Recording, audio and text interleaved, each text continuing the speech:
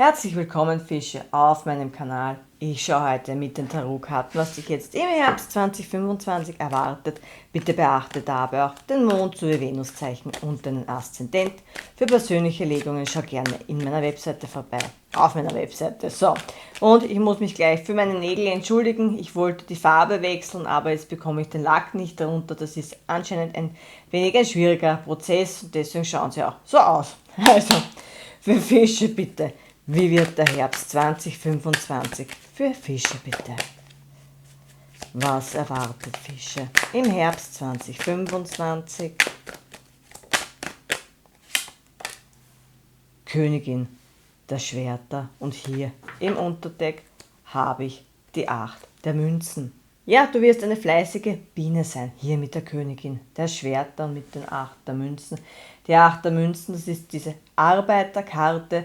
Also du wirst hier an etwas arbeiten und da geht es nicht zwingend um den Beruf, denn ich weiß, viele, die mir zusehen, arbeiten nicht mehr und sind schon in Pension. Aber es geht hier darum, dass du auch an dir selbst arbeitest, dass du einerseits deine Fähigkeiten verfeinerst, dich weiterbildest und dafür musst du nicht mehr arbeiten. Wir lernen nie aus und das hält dich ja auch im Alter fit, wenn du Neues lernst. Vor allem nur, weil man jetzt ein gewisses Alter erreicht hat, heißt ja nicht, dass dass man nicht mehr lernen muss oder keine Erfahrungen mehr macht. Das ist ja Schwachsinn. Genau das ist ja das, was uns jung hält, wenn wir unser Gehirn fordern oder auch unseren Körper, aber eben nicht überfordern. Das ist auch ganz wichtig.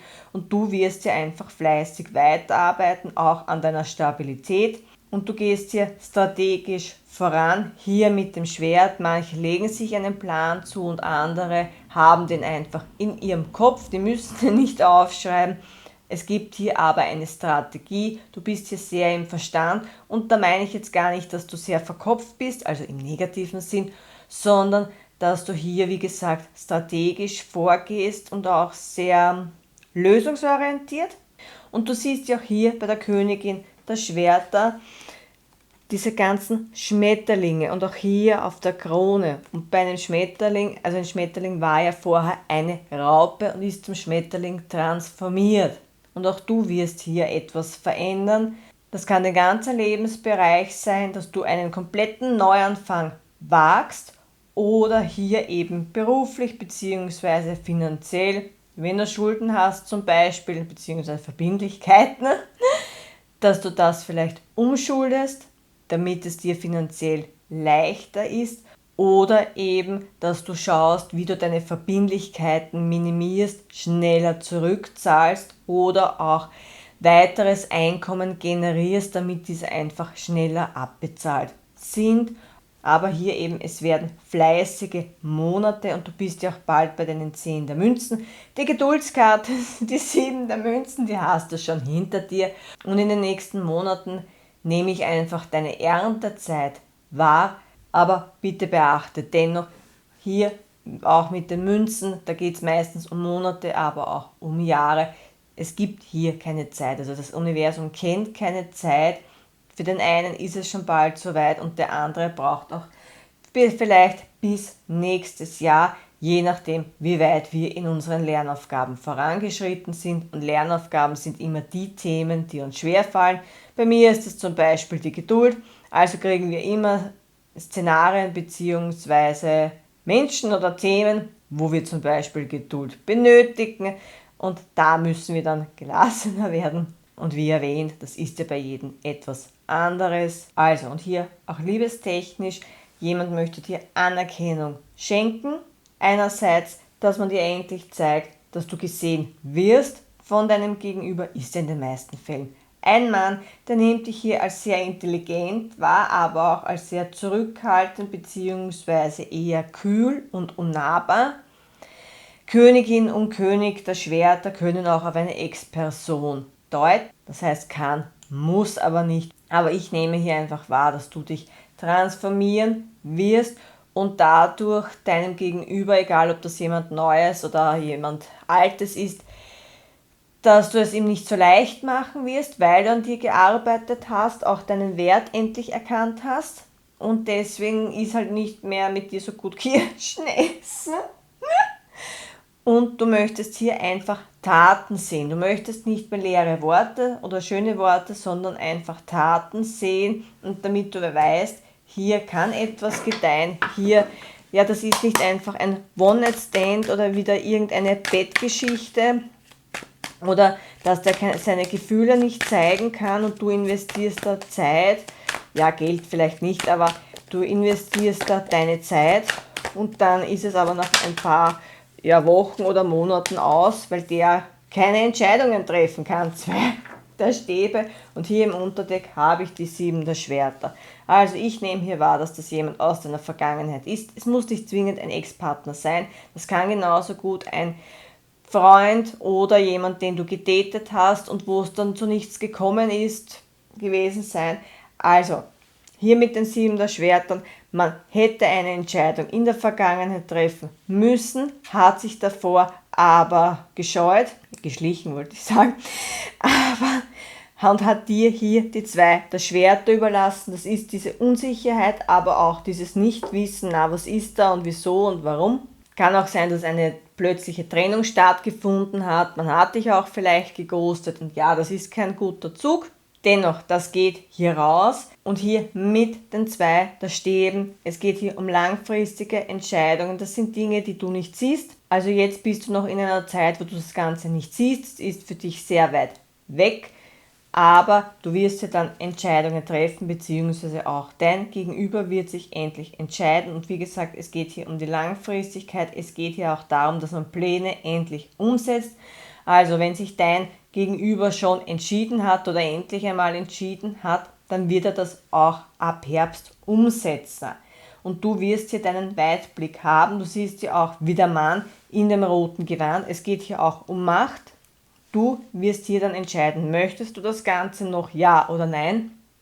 Und dann nehme ich wirklich dich wahr. Wenn der auf dich zukommt, dann bist du der oder diejenige, der hier entscheidet und so quasi die Macht hat, das Zepter in der Hand hat und du hast hier auch den Weitblick, denn wie gesagt, ich nehme wahr, dass du schon sehr viel an dir gearbeitet hast und auch ja, sehr viel gelernt hast in den letzten Monaten, aber auch vor allem Jahren und dadurch auch weiser geworden bist und du möchtest hier mit den Stäben, wie gesagt, eben Taten sehen und nicht mehr dieses Larifari, heute bin ich da, morgen bin ich dort und wie ist das noch? So, also der Wagen, der hat sich umgedreht und die sind so rausgefallen. So.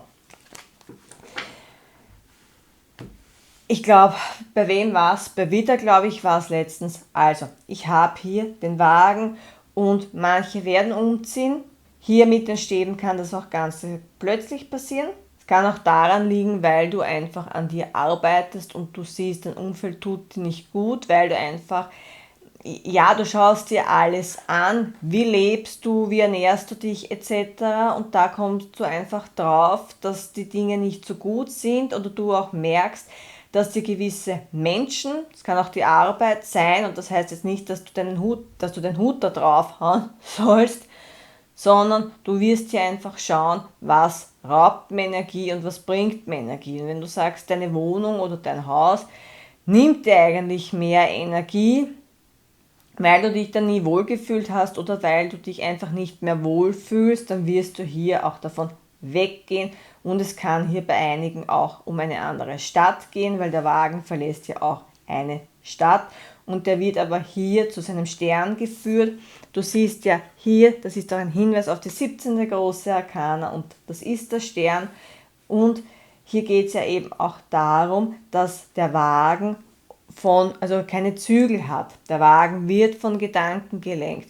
Und hier geht es darum, dass unsere Gedanken von heute unsere Zukunft erschaffen. Da bist du einfach aufgerufen, du siehst hier die schwarze und die weiße Sphinx, dass du hier positiv denkst. Ich weiß, das ist schwierig überhaupt, wenn man in sehr turbulenten Zeiten ist und da vielleicht auch einen Verlust hat und da meine ich auch wirklich einen Todesfall oder so. Ich sage solche Dinge nicht leichtfertig und mir ist bewusst, wie schwierig es ist, vor allem wenn man auch krank ist und das auch für eine lange Zeit, hier wirklich ja irgendwie einen Hoffnungsschimmer zu haben oder auch positiv zu denken. Überhaupt, wenn man dann von allen immer hört, ja, du musst positiv denken oder du musst das Leben leicht nehmen, da will man dann oft Amok laufen.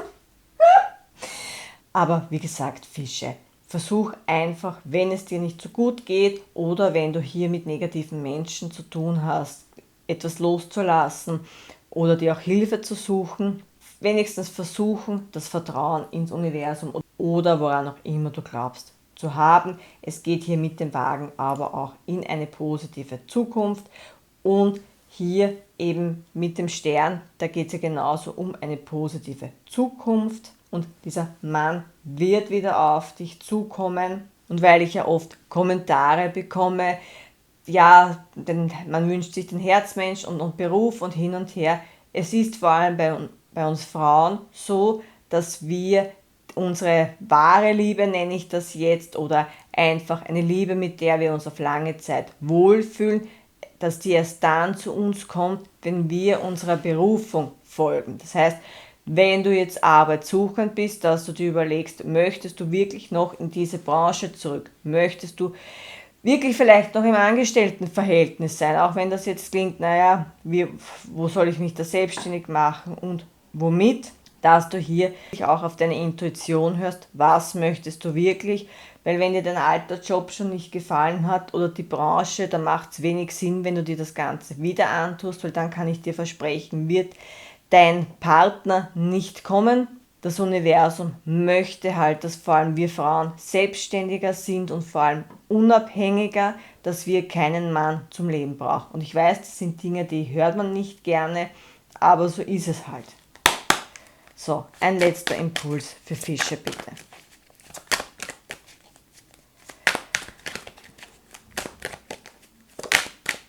So, König der Stäbe und hier im Unterdeck habe ich die 5 der Kelche. Also, du wirst hier in den kommenden Monaten voller Tatendrang sein und auch in Bewegung.